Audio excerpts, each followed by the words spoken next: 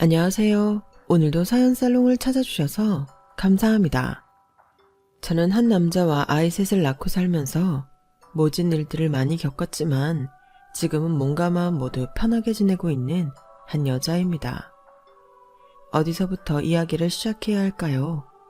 우선 남편을 처음 만났던 때부터 시작해야겠네요. 저는 어릴 때부터 여행 작가라는 큰 꿈을 갖고 열심히 공부하던 학생이었어요. 여행도 여행이지만 글을 쓰는데 로망이 커 대학교의 국문과에 들어갔었죠. 오롯이 혼자 공부하던 고등학교 때와는 다르게 대학에 오니 동기 선후배들과 토론도 하고 생각을 나누며 나라는 사람에 대해 더 깊게 탐구하고 세상에 대해 알아가는 재미를 맛볼 수 있더군요. 학과 공부에서도 시야를 더 넓히고 싶어서 독서토론 동아리에도 가입을 했어요. 특별한 특기가 필요한 곳이 아니라 그런지 사람들이 제법 많이 있었어요. 저처럼 정말 문학을 좋아해서 온 사람도 있지만 친구들을 더 사귀고 싶어 들어온 사람들이 많았어요. 동아리 첫 모임 후 학교 근처 술집에서 술자리가 있었어요. 다들 어색해하면서도 호기심 어린 눈빛을 주고받았어요. 그때였어요. 한 남자 선배가 말을 걸어왔어요. 동아리에 혼자 들어온 거야? 네, 그냥 책이 좋아서 들어왔어요. 그렇구나. 무슨 과야? 전 국문과요. 김재은이라고 해요. 나도 책 좋아해서 들어왔는데 반가워. 난 경영학과 진세훈이야. 서글서글한 인상이 지적으로 보이는 안경테가 돋보이는 남자였어요. 완전 제 스타일은 아니었지만 모르는 사람들 사이에서 먼저 제게 말을 걸어준 것이 너무 고마웠죠. 그날 이후로 저희는 꽤 많이 가까워졌어요. 같이 밥을 먹기도 하고 술을 마시면서 이야기를 나누기도 했어요. 그 선배 덕분에 학교 다니는 재미가 배가 된 느낌이었죠. 그렇게 친한 선후배 관계를 잘 유지하던 저희에게도 색다른 감정이 올라오기 시작했어요. 저는 당차게 먼저 고백을 했어요. 세훈 선배, 저 선배를 좋아해요.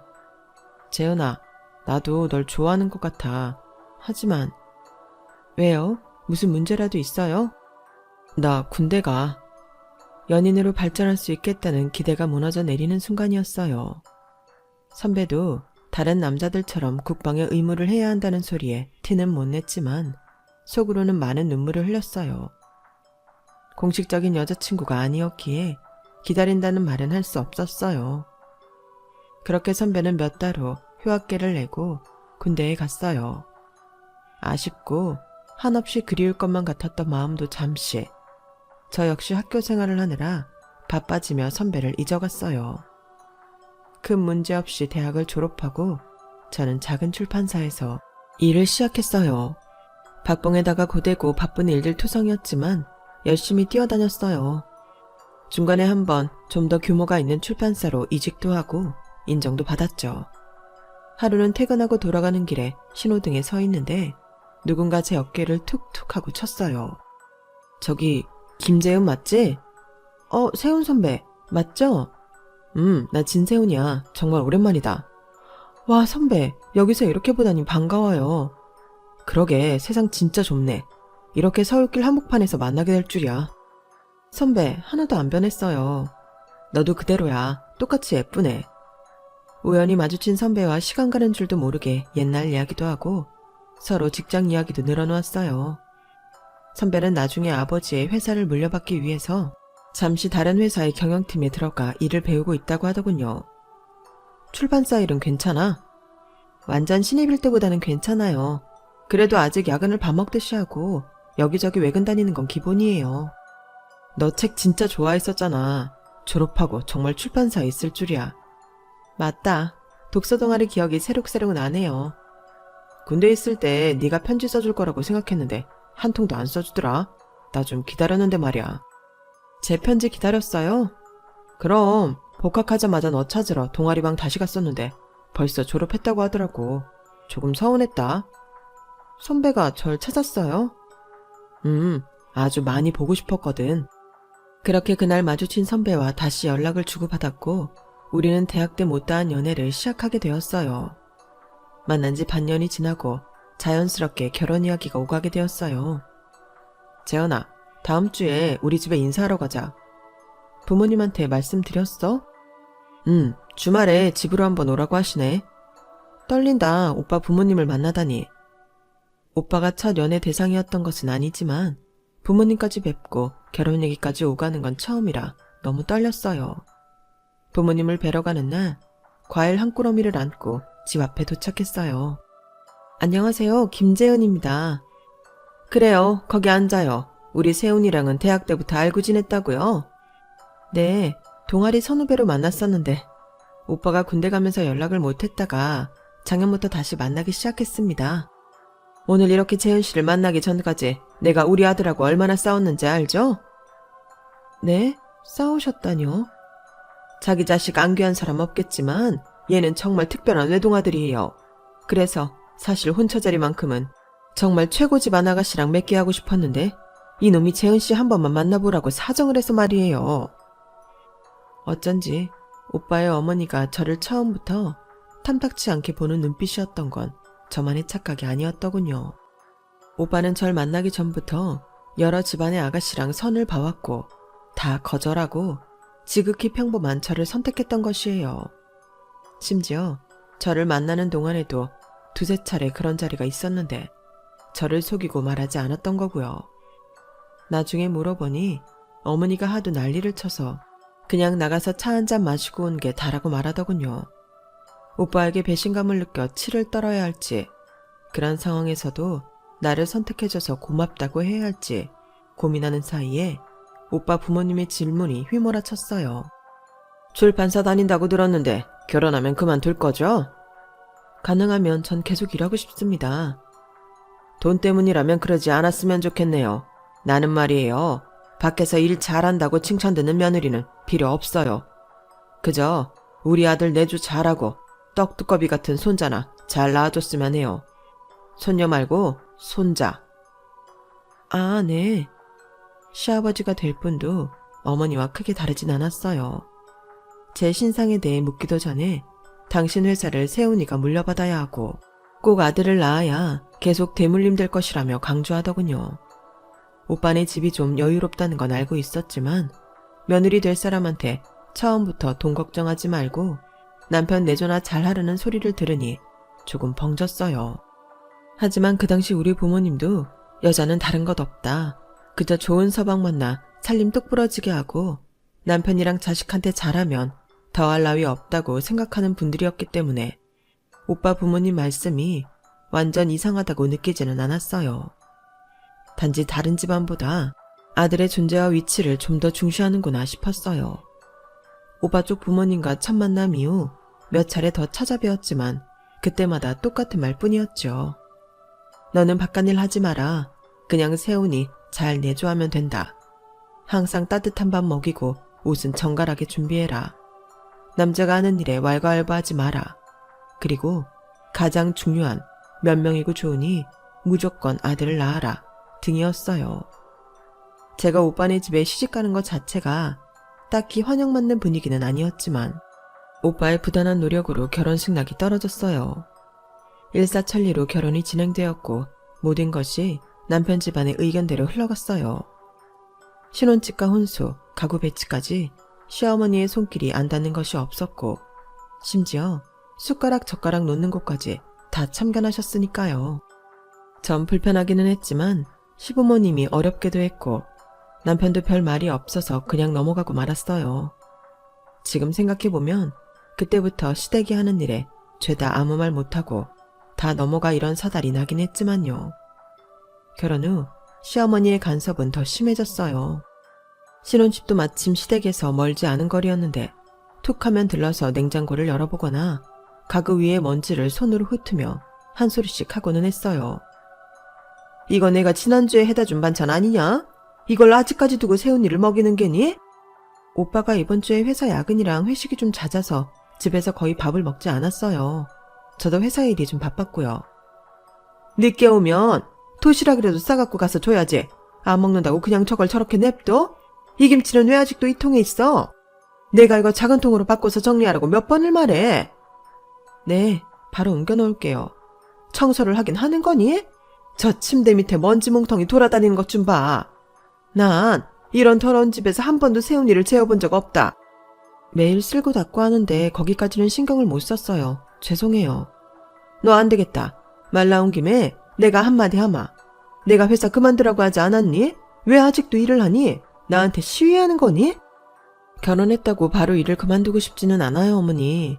출판사 일 바쁘기는 하지만 제가 하고 싶었던 일이고 오빠도 아직은 제가 회사 다니는 거 크게 반대하지 않아요.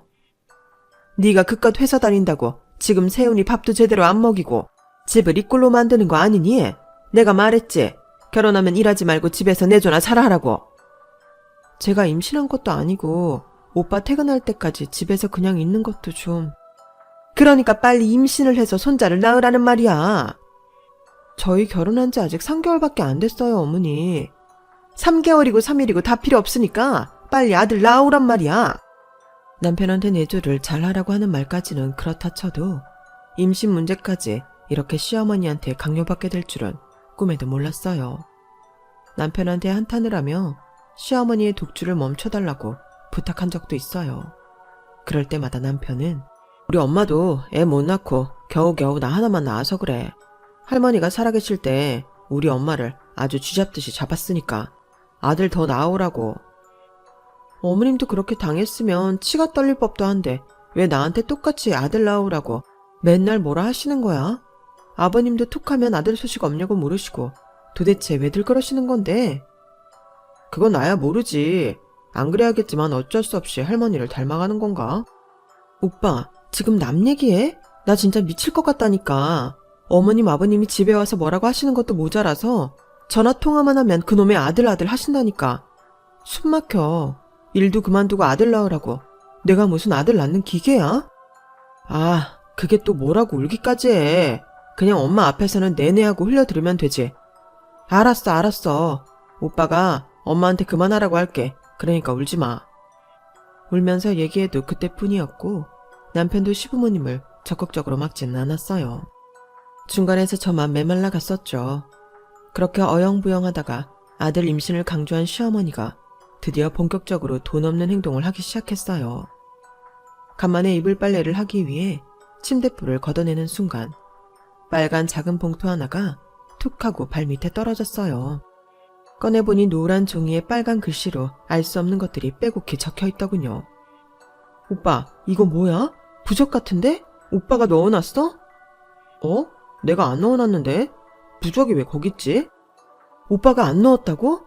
그럼 이게 왜 여기에 있지? 혹시 어머님이 넣으신 건가? 아, 그럴 수도 있겠다. 나 예전에 시험 같은 거 있으면 잘 보라고 엄마가 가방 안이나 속옷 안에다가 그런 거 자주 넣어놨거든. 뭐? 우리 침대에 도대체 왜 이런 걸? 저는 조심스럽게 시어머니께 전화를 드렸어요. 어머니, 혹시 저희 침대에 부적 같은 거 넣어놓으셨어요? 그래, 그거 아들 낳게 해주는 부적이야. 버린 건 아니지? 아들이요? 어머니, 아무리 그래도 말씀이라도 해주시지. 침대 정리하다가 깜짝 놀랐어요. 그리고 이런 거 전 잘 안 믿어요. 네가 하도 임신을 안 하길래 내가 답답해서 넣어놨다. 그 부적 쓰려고 내가 돈을 얼마를 썼는데 당장 도로 넣어놔. 저희도 자녀 계획 세우는 중이에요. 이런 걸로 자꾸 아들 얘기 하시지 않으셨으면 좋겠어요. 너 내가 많이 편해졌나 보다? 이제 명령까지 하네? 명령이 아니고요. 부탁드리는 거예요. 저는 딸이고 아들이고 시기가 되면 잘 낳아서 잘 기를 거예요. 딸이라니? 어디 감히 입에 딸이라는 소리를 올려 부정타게. 당장 가서 소금물로 입 헹구고 부적 다시 곱게 넣어놔. 시어머니는 막무가내였어요. 그 후로도 집안 곳곳에서 여러 부적이 발견됐어요. 심지어 제 속옷 서랍장은 깊숙한 곳에서도 있더군요. 더 큰 문제는 남편이었어요. 자기는 어릴 때부터 그런 거 많이 지니고 다녔다며 아무렇지 않아 했거든요. 오빠, 난 이런 거 너무 싫고 불편해. 아이는 우리가 낳는 거잖아. 왜 어머님이 이렇게까지 간섭을 하셔야 되는데? 그리고 아들, 딸, 그게 뭐가 중요해. 내가 딸이란 말만 꺼내도 벼락같이 화를 내신다고. 내가 말했잖아. 엄마도 애 못 낳아서 구박받다가 나 하나 겨우 어렵게 얻었다고. 네가 좀 이해해. 그리고 아들 낳으면 너도 좋은 거잖아. 오빠도 어머님이랑 똑같은 생각이야? 네가 아들만 낳아주면 우리 다 평화롭잖아. 나도 아들이라고 어릴 때부터 할머니랑 부모님 사랑을 얼마나 많이 받고 자랐는데. 남편은 항상 남의 일 얘기하듯이 해서 제 속을 뒤집어 놓고는 했어요. 그러다 제가 정말 아이를 갖게 되었어요. 시부모님의 매일 같은 성화에 저는 어쩔 수 없이 눈물을 머금고 출판사 일도 그만두어야 했어요. 괜히 일한다고 나부대다가 애라도 잘못되면 어쩔 거냐며 잔소리를 퍼부었거든요. 이왕 이렇게 된 김에 저는 성별 상관없이 아기가 건강하게만 나왔으면 좋겠다고 생각했어요. 하지만 시어머니는 제가 임신한 중에도 아들로 성별을 굳혀주는 것이라며 이상한 가루를 가져다 타먹이거나 집안에 온통 파란색 물건을 갖다 놓는 등 이상한 행동을 하셨어요. 남편한테 재차 하소연을 해봤자 역시나 듣는 둥 마는 둥 하더군요. 그렇게 우여곡절 끝에 10달이 흘렀고 저는 시어머니의 기운이 응집된 아이를 출산했어요. 아주 작고 소중한 딸이었어요. 남편도 시부모님들처럼 아들을 원했던 터라 딸을 보고는 썩 반가워하지는 않는 눈치였어요. 시어머니와 시아버지는 소식을 듣고 연락 한 번 없다가 얼마 후에 남편 편에 한약을 한 상자 보내셨더군요. 이게 뭐야? 엄마가 갖다 주래. 한약이야. 무슨 한약인데? 나 지금 모유 수유 중이라 잘 알고 먹어야 될 것 같은데? 엄마가 그럼 뭐 너한테 사약 보냈겠냐? 아들 낳는 약이래. 매일 아침 저녁으로 먹으래. 뭐? 아들 낳는 약? 나 지금 애 낳은 지 고작 한 달도 안 됐는데 그런 약을 왜 주시는 건데? 먹기 싫으면 받지 마. 안 받으면 되지 왜 소리를 질러? 이런 건 오빠가 중간에서 알아서 잘 해결해 줘야지. 우리 딸 낳은 지 지금 얼마나 됐다고 아들 갖는 약을 받아와. 어머님이 딸이라 싫어서 연락도 없고 집에 오시지도 않는 것까지는 이해해. 그런데 산모한테 아들 낳는 한약을 먹이라는 게 말이 되냔 말이야. 아들 못 낳은 건 네 잘못이지 왜 나랑 엄마한테 화풀이야. 뭐라고? 그게 내 탓이란 말이야? 이제 남편 마음도 정확히 알게 된 것 같았어요. 딸이 싫었던 거예요. 저는 서러운 마음을 누르며 아기를 품에 꼭 안았어요. 그러고는 펑펑 울었어요. 미안해 유미야. 엄마가 미안해. 엄마가 무슨 일 있어도 널 지켜줄게.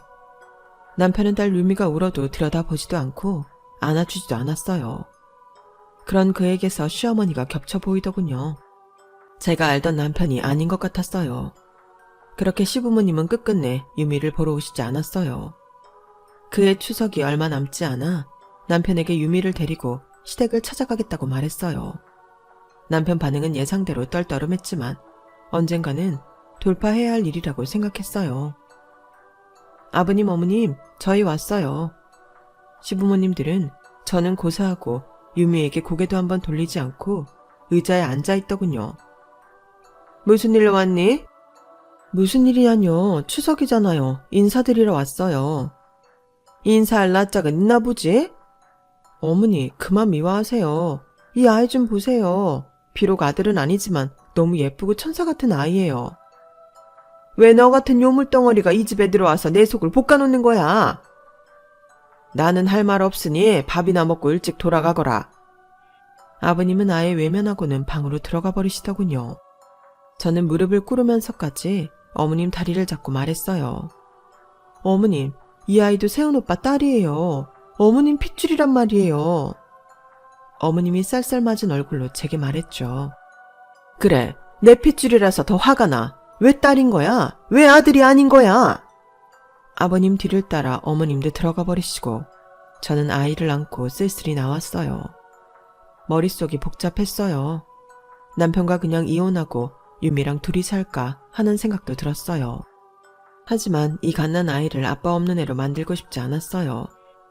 오빠, 나 이제 어떻게 하면 돼? 오빠는 어떻게 하고 싶어? 나랑 유미랑 살고 싶긴 한 거야? 그래도 네가 엄마 아버지한테는 계속 빌어야지.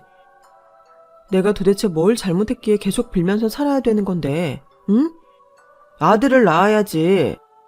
남편의 말에 숨이 턱 막혔지만 그때는 바로 판단이 서지 않았어요. 결국 그 후에도 저는 미련스럽게 문턱이 닳도록 시부모님을 찾아뵈며 유미에 대한 마음을 열어달라고 부탁드렸어요. 네가 하도 이렇게 맨날 찾아와서 얘기를 하니 내가 알겠다. 쟤를 받아들이마. 하지만 우리 사랑은 기대하지 말어.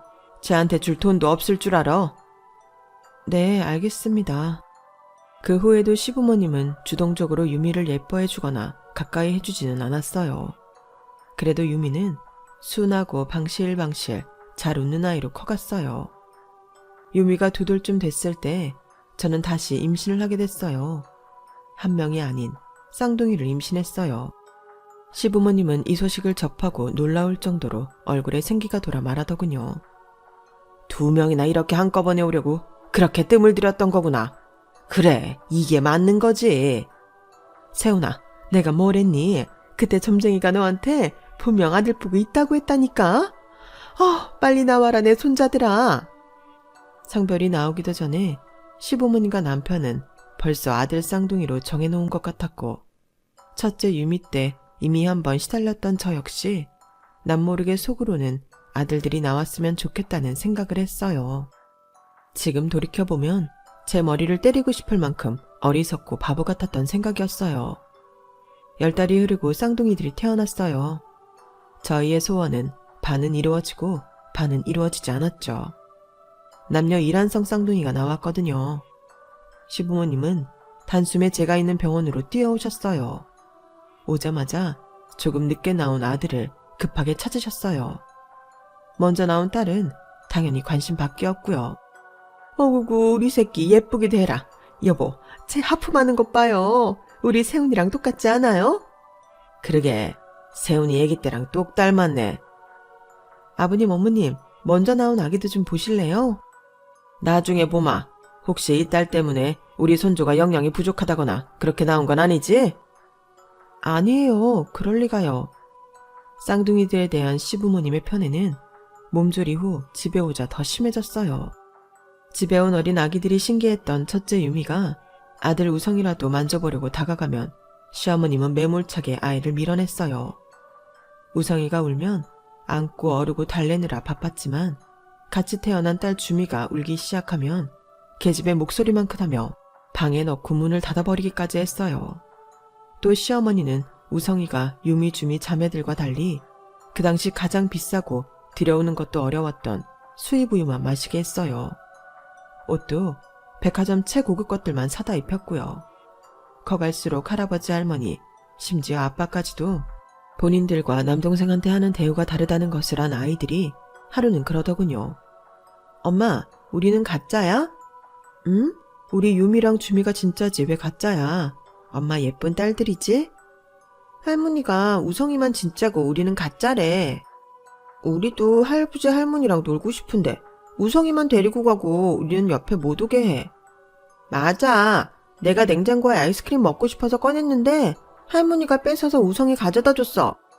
나 가만히 텔레비전만 보고 있었는데 할아버지가 시끄럽다고 방으로 들어가라고 소리 질렀어.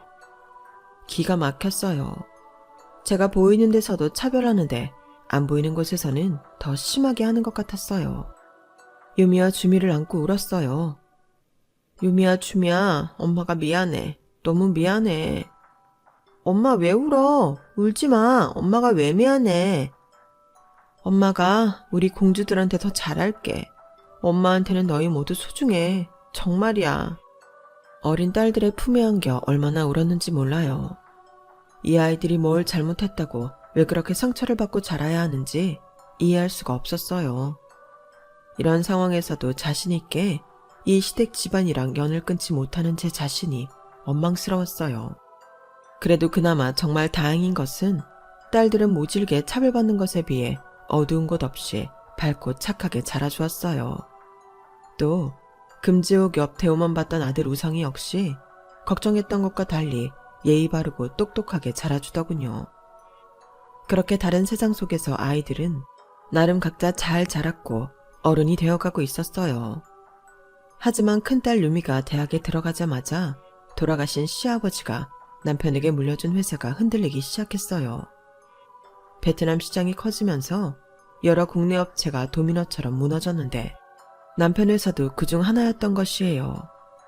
큰애는 고작 대학을 한 학기 다녔을 뿐이고 아직 두 아이가 대학 진학 준비를 하는 중에 우리에게 들려온 청천벽력 같은 소식이었죠. 스트레스로 인해 남편의 신경질은 심해져 갔고 자주 술을 마셨어요. 게다가 제가 없을 때면 애꿎은 큰딸 유미와 둘째 쌍둥이 주미에게 큰소리 치는 일도 잦아졌어요. 야, 진유미, 넌 기집애가 다 컸으면 나가서 돈 많은 남자나 물어오든지 공장이라도 가서 돈을 벌어오든지 하지.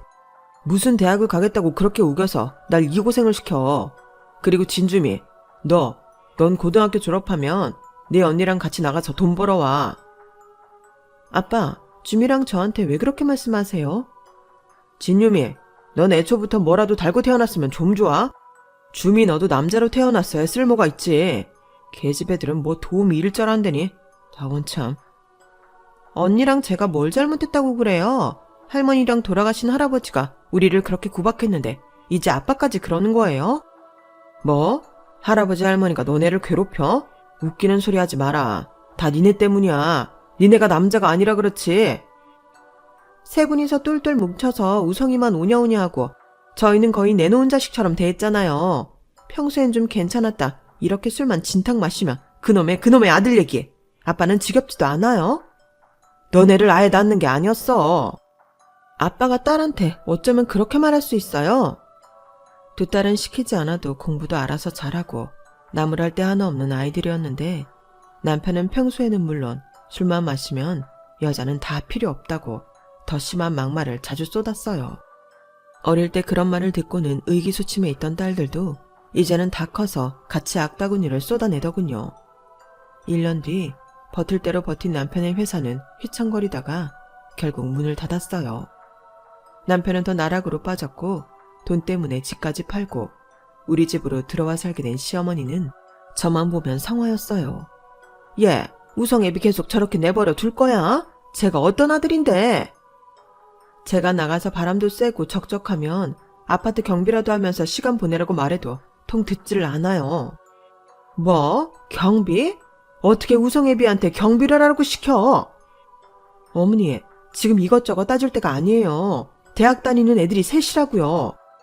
그러게, 유미랑 주미는 왜 대학을 간 거야? 시집이나 보내면 됐지. 우성이만 공부 잘하면 됐지.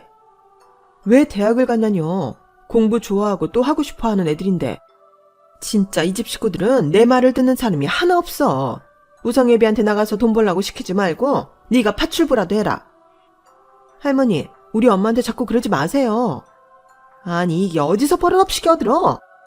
맞아요. 언니랑 저 공부하는 거 진짜 좋아해요. 우리가 왜 다 때려치우고 시집이나 가야 되는데요.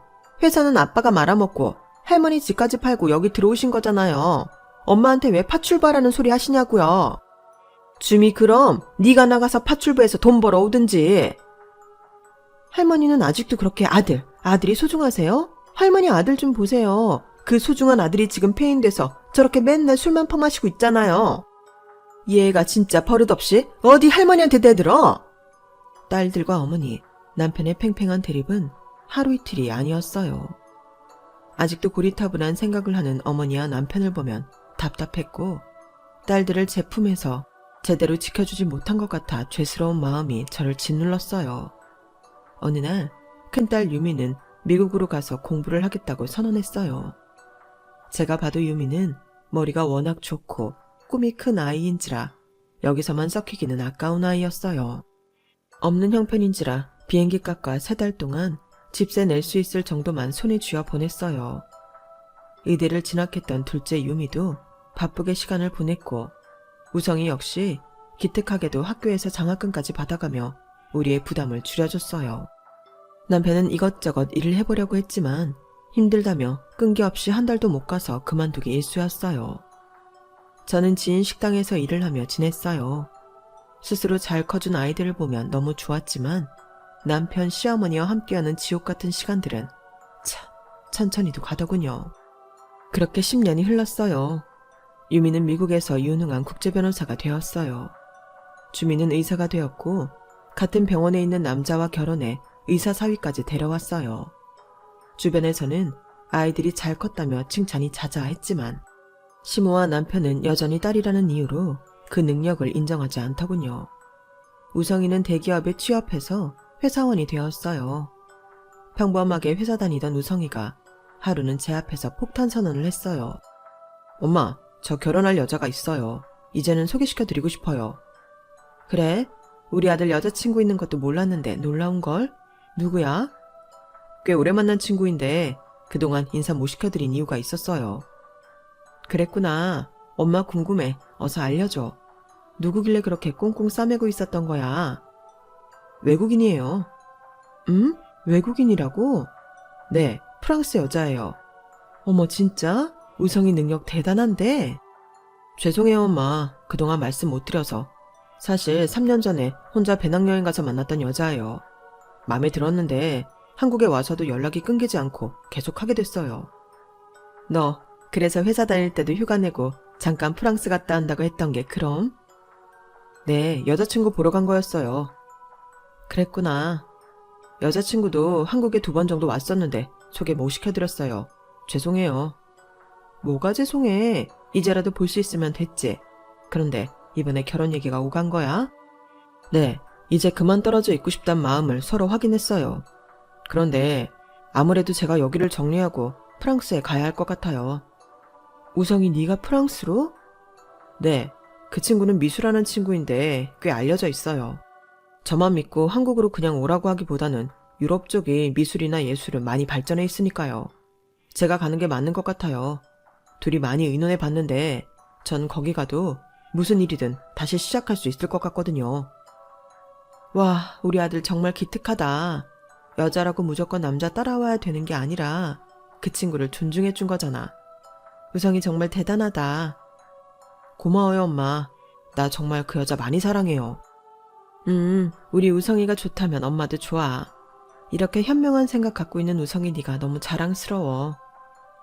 제 말은 진짜였어요. 남자가 제일이고 여자는 부속품처럼 여기는 집안 분위기에서 이런 멋진 생각을 한 아이가 있을 수 있다는 게 놀라웠어요. 우성이가 결혼해서 프랑스로 거처를 옮기면 자주 못 봐서 서운은 하겠지만 자신의 사랑을 찾아서 더 큰 세상으로 나아갈 아들을 생각하니 흐뭇하더군요. 문제는 시모와 남편이었어요. 이야기를 들은 시모는 거품을 물고 쓰러질 태세였어요. 뭐라고? 우성아, 이게 다 무슨 소리냐? 외국 여자라니? 그리고 프랑스라니? 네, 할머니. 저 프랑스 여자랑 결혼할 거예요. 그리고 거기 가서 살 거고요. 우성아, 이 할미는 어떻게 하라고? 절대 못 간다. 이 할미 눈에 흙이 들어가기 전까진 절대 안 돼. 할머니, 제 인생이에요. 아니야. 그래도 이건 아니야. 족보도 없는 파란 눈 외국계 집애랑 결혼한다는 게 말이 되니? 할머니, 족보가 없다뇨. 다 같은 사람인데 놓고 낮으면 어디 있어요. 전 그 여자 정말 사랑해요. 네 엄마는 내가 어쩔 수 없이 허락했지만 너는 안 된다. 내 새끼, 이 할미가 정말 좋은 집 교수 만나게 해줄 거야. 그 외국 여자는 안 돼. 그리고 할미가 여기 있는데 어딜 가서 산단 말이냐. 이 할미는 어쩌라고 그 먼 데를 간다고 해. 할머니, 어릴 때부터 절 많이 아껴주신 거 감사해요. 하지만 전 언제까지나 할머니나 아버지한테 매여 있을 수는 없어요. 저도 이제 성인이고 결혼하고 싶은 여자를 만났어요. 할머니 말씀처럼 그 여자를 한국에 데려올까도 생각해봤지만 아무래도 제가 거기에 가는 게 맞다는 결론을 내렸어요. 저 가서도 잘 살 자신 있고요. 저한테 지금 사는 곳은 중요하지 않아요. 그년 당장 내 앞에 데리고 와라. 어디 감히 내 새끼를 그 먼 데로 데려가려고? 그년이야말로 저승사자다. 당장 데려와. 할머니, 그렇게 말씀하시지 마세요. 내 새끼 우성이 너 지금 할미한테 대드는 거야? 이제 그만 좀 하세요. 저야 사랑받는 입장이어서 뭐라 말할 수 없었지만 솔직히 할머니나 할아버지, 아빠가 엄마랑 누나들한테 너무 못되게 한 거 맞잖아요. 단지 여자라는 이유로. 뭐? 우성이 너 지금 그게 할미한테 할 소리야? 전 항상 엄마랑 누나들한테 죄스러운 마음이 있었어요. 저만 맛있는 거 먹고 좋은 옷 입고 공부도 저보다 누나들이 훨씬 잘했는데 남자란 이유만으로 저만 좋은 학원 과외하게 해주셨잖아요. 저는 어릴 때부터 그게 너무 미안하고 죄스러웠단 말이에요. 제 마음 한켠의 죄책감이 항상 절 힘들게 했어요. 이제는 벗어나고 싶어요. 저도 몰랐어요. 항상 어른들의 사랑만 받던 우성이가 저런 미안한 마음을 갖고 살았는지. 딸들의 서러움만 챙기느라 우성이의 진심을 못 알아봐준 제 자신이 한심스럽더군요. 시모도 옆에서 듣던 남편도 아무 말 못하고 고개만 떨구고 있더군요. 그날 한바탕 소란이 있은 후에 미국에 있는 딸도 잠깐 들어오고 주미와 사이까지 모인 자리가 마련되었어요. 유미가 조심스럽게 남편 앞에 서류 하나를 꺼냈어요. 아빠, 이제 엄마랑 이혼해주세요. 뭐? 엄마한테는 제가 한국에 들어오기 전에 미리 말씀드렸어요. 나머진 제가 다 알아서 할 테니까 여기 서류에 도장만 찍어주세요. 요민아, 애비한테 이게 무슨 짓이냐? 할머니는 가만히 계세요. 여기 서류 정리되면 어차피 할머니도 그냥 남되는 거니까요. 이게 어디서 배운 버르장머리야? 저나 주민 모두 그동안 어디 가서 싸가지 없고 못 배웠던 소리 들어본 적 없어요. 오히려 이 집안에서 그렇게 우리가 무시당하고 살았던 거죠. 엄마가 저희 때문에 지금까지 버텨가며 할머니랑 아빠랑 같이 산 거 다 알아요. 이제는 저희가 엄마한테 자유를 줄 거예요. 두 분에게서 저희는 이미 아무것도 아니지만 그 귀하고 소중한 손자 우성이마저 한국에 없을 테니 더 이상 서로 엮일 이유가 없어졌어요. 이게 무슨 개소리냐? 그럼 우리를 누가 돌봐? 그동안 저희가 당한 게 얼마인데 늙고 힘없는 할머니랑 무능하고 피폐해진 아빠를 보살펴야 하죠? 옛날부터 저희한테 희생하신 건 엄마뿐이에요. 최소한의 예의로 이 집은 그냥 둘 테니 두 분이서 사세요. 뺏어가지도 않을 테니 뭘 달라고도 하지 마세요. 엄마는 저희가 좋은 곳으로 모실 거예요. 앞으로 다시는 찾지 마세요. 아유, 이게 무슨 일이냐? 유미와 주민은 아주 단호했어요. 남편도 찍소리 하나 못하고 그 자리에서 바로 도장을 찍어주었으니까요. 시몬은 옆에서 바닥을 치며 통곡하고 있었고요. 이혼 얘기는 이미 1년 전부터 유미와 주미가 남편 몰래 준비하고 있었던 일이에요. 마침 우성이가 프랑스로 가게 되면서 더 깨끗하게 정리가 될 수 있었던 거고요. 요즘은 시대가 많이 바뀐 것 같더군요. 딸들이 더 대접받는 이런 시간이 올 줄 누가 알았을까요? 사람에게는 귀천이 없지 않나요? 딸이어서 천대받고 아들이어서 사랑받는 것 자체가 이상한 일 아닌가요? 평생 그런 썩은 생각을 갖고 산 시댁과 남편이 결국엔 천벌을 받게 됐네요. 저는 이혼 후 너무 행복하게 잘 살고 있어요. 두 딸들이 전혀 부족한 것 없이 해주고 좋은 옷 입고 좋은 음식 먹으면서 살고 있답니다. 그리고 쑥스럽지만 자상하고 따뜻한 마음씨를 가진 새 남자친구도 생겼어요. 다행히 함께 여행하는 것을 좋아해서 여기저기 다니면서 어릴 적 못다 이뤘던 저만의 여행 일기를 쓰고도 있고요. 내년에는 결혼한 우성이가 있는 프랑스에도 함께 다녀오기로 했어요. 이렇게 차곡차곡 쌓인 여행 일기가 나중에 꼭 출간되어 여행 작가로 알려지고 싶은 작은 소망도 있답니다. 세상 살다 보니 이렇게 좋은 날도 오네요. 제 이야기를 들어주신 여러분도 좋은 날들이 더 많아지길 바랍니다. 건강하세요. 여러분, 사연 댓글에 응원과 현명한 조언 부탁드려요. 좋아요와 구독은 저에게 큰 힘이 됩니다. 오늘도 좋은 일 가득하세요.